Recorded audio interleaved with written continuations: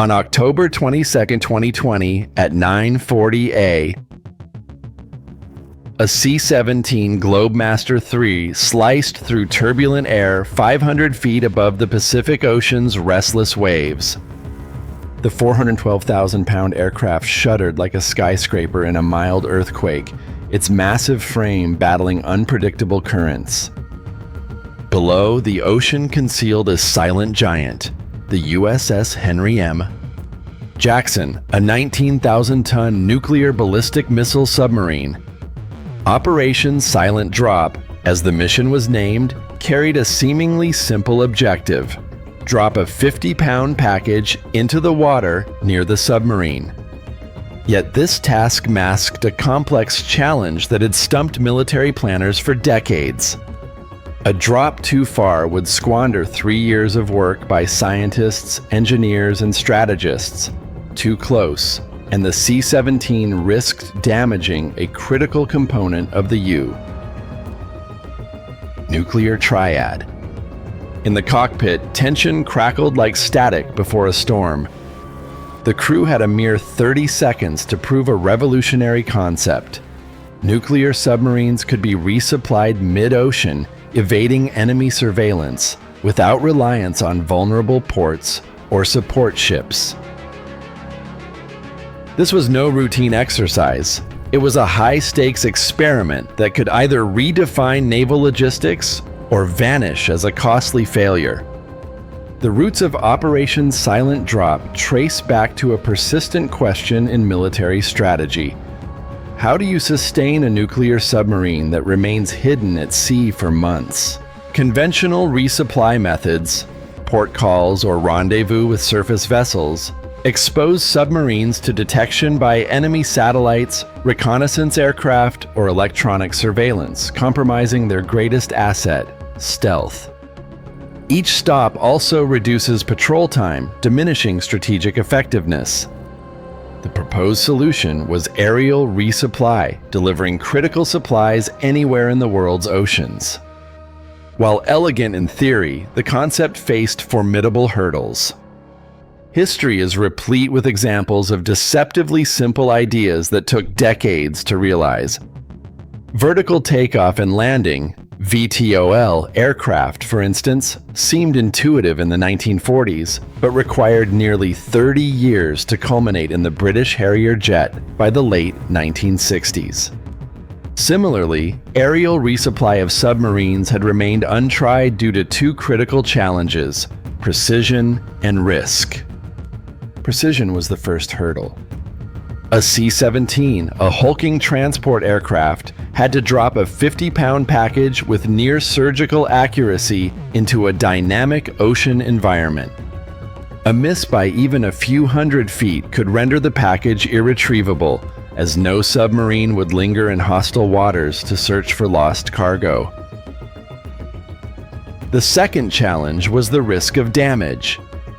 Though 50 pounds seems minor, a package dropped from 500 feet at 120 knots, 140 mph, could cause significant harm if it struck the submarine, potentially damaging antennas, sensors, or the sail housing periscopes and masts. A direct hit on a crew member could be catastrophic, causing injury or death. Yet success promised transformative advantages for the U. Submarine fleet, particularly for Ohio-class ballistic missile submarines like the USS Henry M. Jackson. The strategic benefits were profound. First, extended patrol endurance. Ohio-class submarines can operate for up to 3 months, limited not by their nuclear reactors but by food, medical supplies, and other consumables.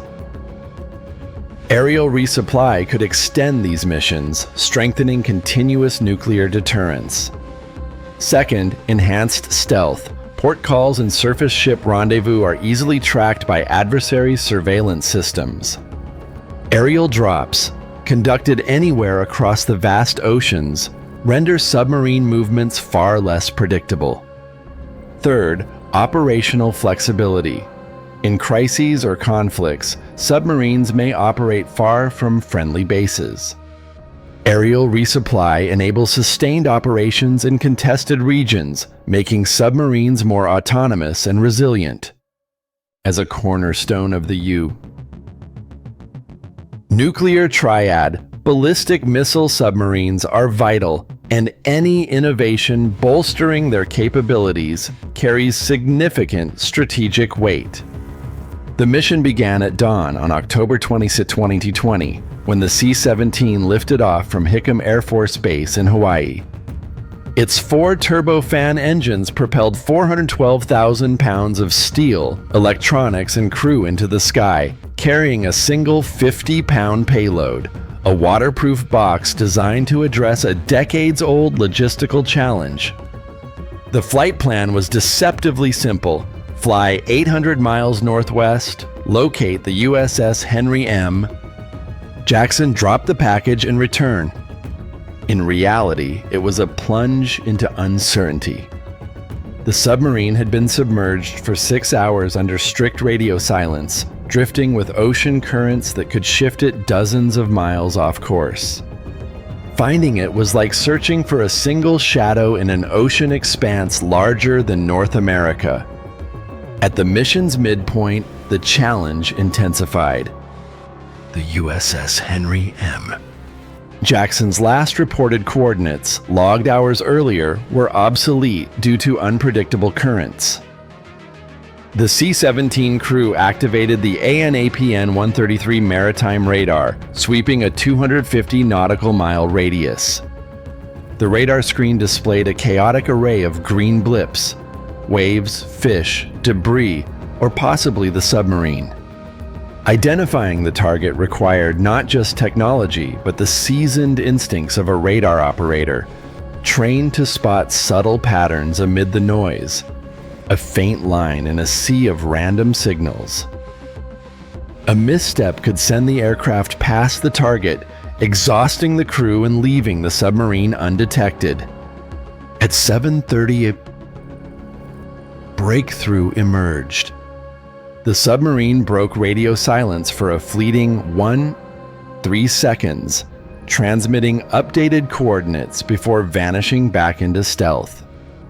The signal revealed it had drifted 4 miles northeast, mocking the crew's calculations. The C-17 adjusted its course, recalibrating radar sweeps to track the elusive target. The mission's paradox was stark. The aircraft's GPS was precise to within 30 feet, but the submarine drifted unpredictably, like a ghost on the waves. As analysts later noted, the crew wasn't hunting a submarine, they were chasing a phantom. The 50-pound package was intentionally low-tech, a waterproof box with a Type 4 life preserver, no electronics, just a buoyant collar and bright coloring for visibility. Complex systems fail in the ocean's harsh environment, so designers prioritized reliability over sophistication.